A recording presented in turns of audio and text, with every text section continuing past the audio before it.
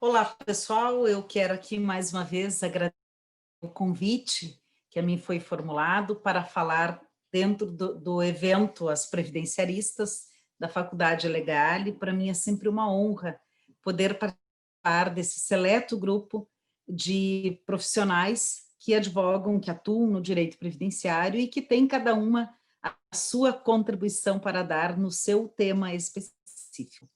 Como não poderia deixar de ser, o tema a mim designado foi a Previdência dos Trabalhadores Rurais e a reforma, já que estamos há um ano da reforma da Previdência já.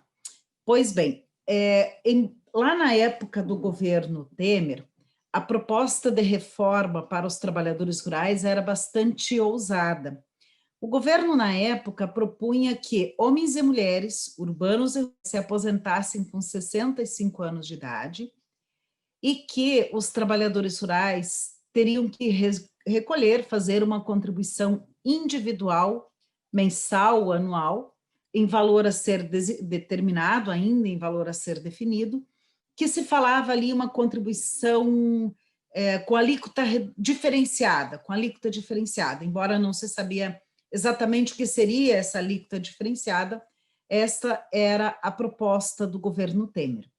O governo Temer, então, tinha uma ideia de equiparação de trabalhadores urbanos e rurais, embora não explicava muito bem por que teria chegado a essa conclusão, e extinguiria com o regime de economia familiar, já que cada pessoa teria que fazer a sua contribuição individualizada.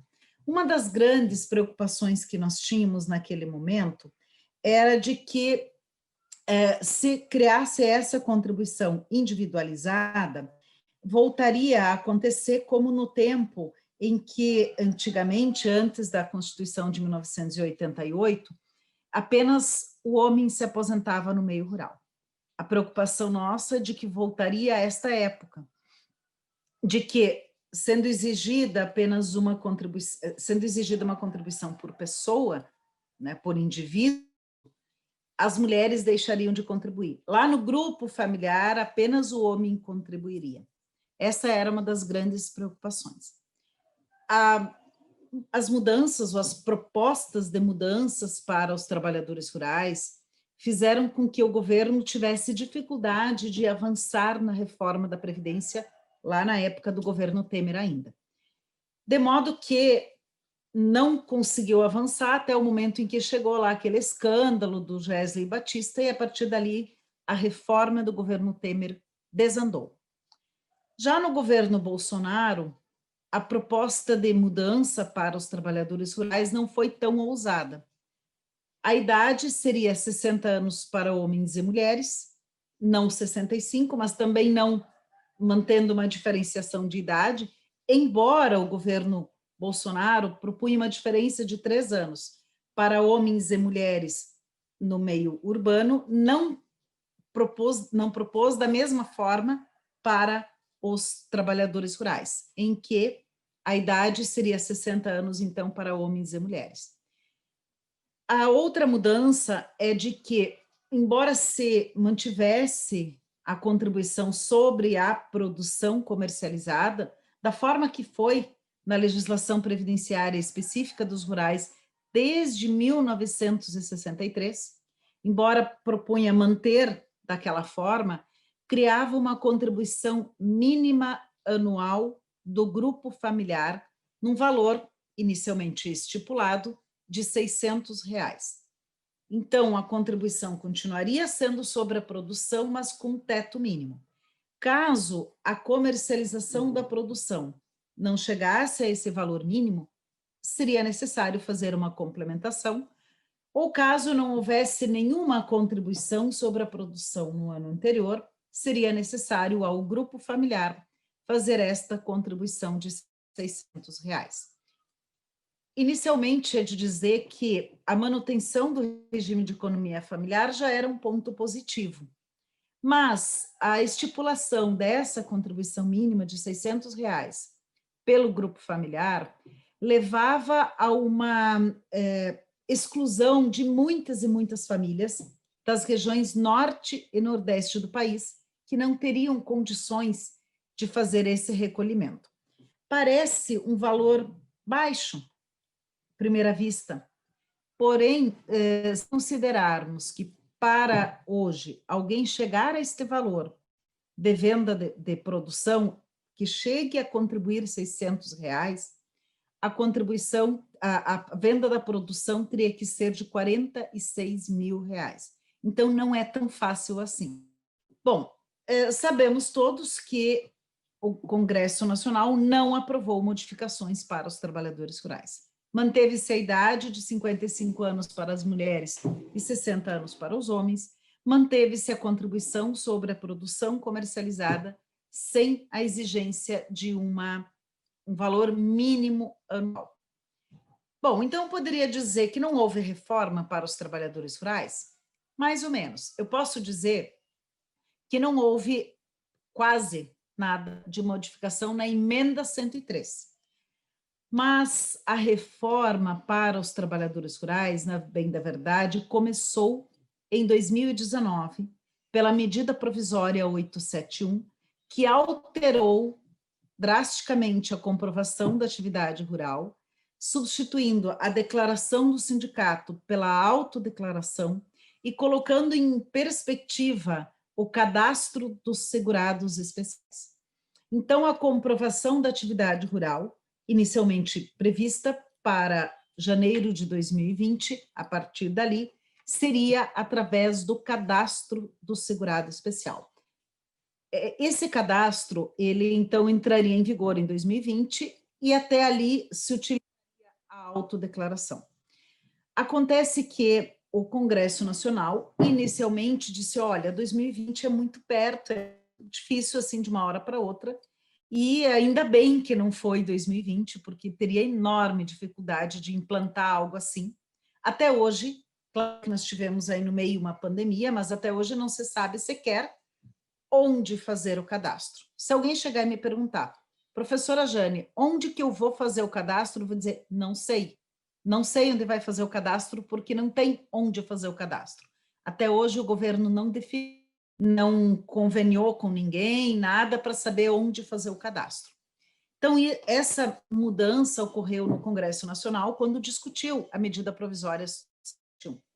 A segunda mudança aconteceu na emenda constitucional, quando ela disse o seguinte, aquele cadastro lá da Lei 8.213 só vai ser única forma de inclusão de acesso aos benefícios quando metade da população rural estiver cadastrada.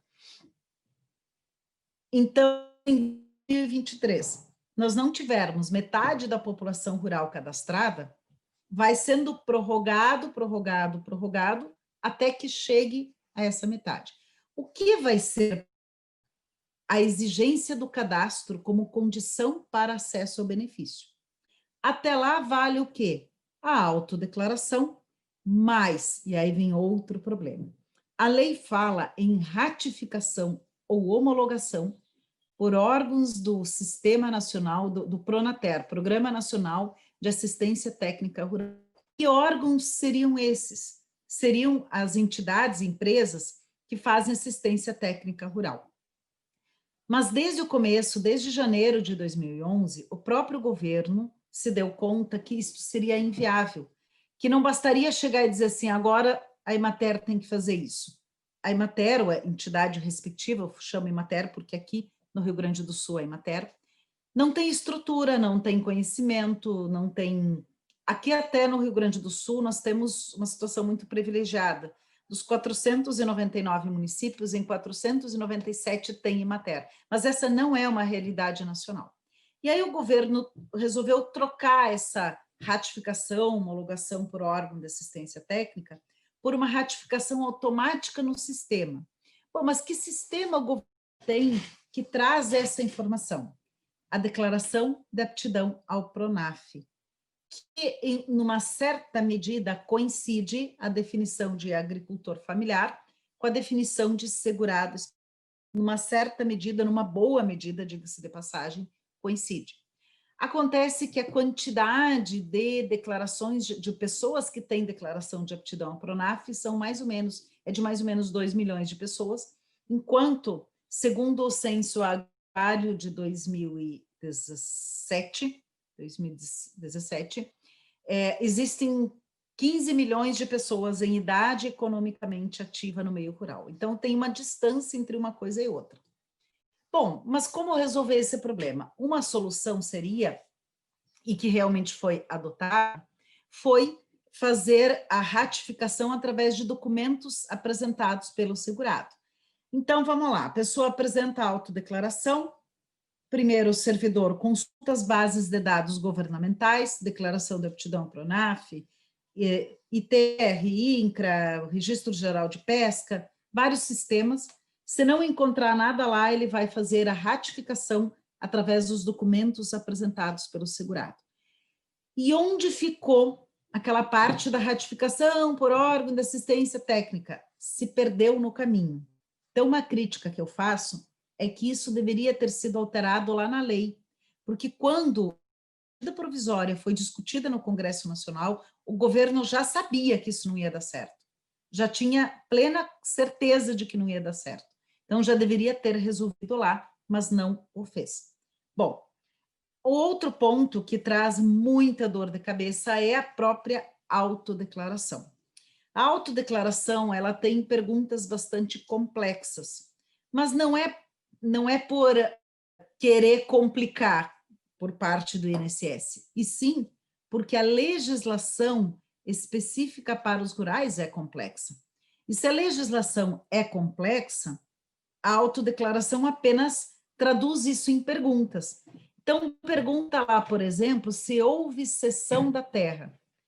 A pessoa não entende a pergunta, responde errado, benefício indeferido. Então, nós temos muitos indeferimentos por falta de conhecimento de quem preenche a autodeclaração ou por falta de compreensão do próprio servidor que analisa a autodeclaração, deixa de emitir uma carta de exigências, deixa de solicitar documentos complementares e acaba tendo esse benefício indeferido. Outro problema que agrava essa análise é que existe hoje uma fila nacional, onde os benefícios são analisados. Então, um servidor do INSS do Rio Grande do Norte vai analisar um benefício de um segurado do Rio Grande do Sul. São realidades extremamente diferentes e essa diferença ela acaba não sendo ponderada, considerada na análise do respectivo benefício previdenciário. Então, esse é outro problema que nós enfrentamos com a grande quantidade de indeferimentos. Preenchida a autodeclaração corretamente e sendo subsidiada pelos documentos, aumenta a chance de reconhecimento do direito e concessão do benefício. Então, eu digo que a reforma foi feita, na verdade, não através da emenda constitucional, e sim através dessa mudança na comprovação. Agrava-se a situação porque, em decorrência dessa mudança legislativa, e uma coisa que eu acho muito importante, quando você tem dúvida do objetivo da norma nova, vai lá ler a exposição de motivos. E lá na exposição de motivos diz claramente que o objetivo da autodeclaração é substituir a declaração do sindicato. E o que tem acontecido, muitos juízes não querendo fazer audiência, porque a autodeclaração teria substituído a prova testemunhal, a justificação administrativa. Isso não ocorreu. O decreto 3.048, com a redação dada pelo 10.410 de 2020, inclusive facilita hoje a realização da JA, na medida em que se antes eram necessárias 3 testemunhas, agora bastam 2 testemunhas. O artigo 108 da Lei 8.213, que trata da justificação administrativa, ele não foi revogado, ele não foi nem alterado. Então, a realização de JA, e mais ainda, lá no processo judicial, artigo 442 do Código de Processo Civil, prevê a ampla produção de prova testemunhal, é uma questão constitucional, inclusive, que é a possibilidade de realizar a prova testemunhal ou a produção de provas em juízo, provas permitidas, provas lícitas, e aí acaba que, em nome da autodeclaração, se afasta, em grande parte, a produção da prova testemunhal.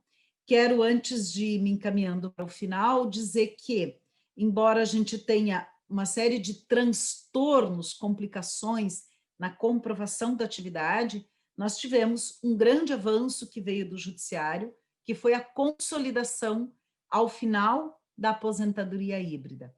Mas cuidem, atentem-se muito, porque se antes o judiciário acabava não sendo tão rigoroso com a comprovação da atividade rural, porque afinal igual não poderia somar período rural antigo com período urbano recente, agora que não que é permitido e amplamente consolidado, inclusive no âmbito do juizado, talvez haja uma dificuldade maior de comprovação da atividade rural na via do processo judicial. E uma dica que eu deixo para finalizar aqui é: utilizem mais o recurso administrativo para a obtenção dos benefícios rurais.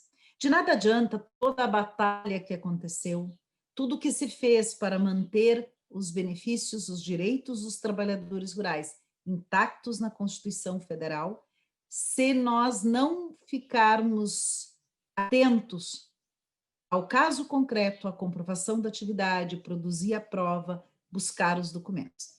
Agradeço imensamente a oportunidade de fazer parte desse grupo, de fazer parte desse projeto. Sigam-me nas redes sociais, Prof. Jane Berwanger, lá, @Prof. Jane Berwanger no Instagram, e na mesma linha nas outras redes sociais. Um grande abraço a todos.